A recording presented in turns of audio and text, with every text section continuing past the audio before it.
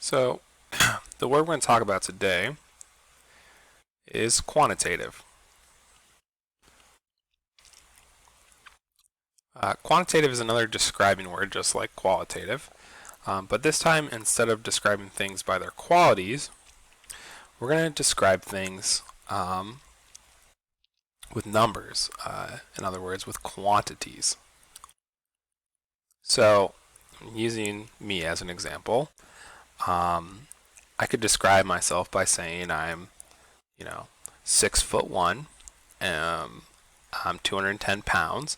These are all quantitative descriptions of me because they all involve numbers. So if I was to, go back to my triangle and square example here,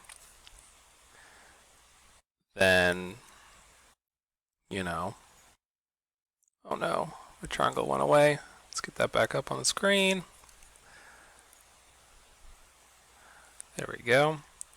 We might say, if I measured this, let's say it measured, 3 inches. I could say, oh, this is 3 inches tall. I could say it has 3 sides. Over here, I could say the square has, 4 sides. This might only measure, let's say 1 inch. It was 1 inch tall. If it truly was a square, it would also be 1 inch wide. And really anything, any way I describe this, as long as it has a number, would be quantitative versus qualitative.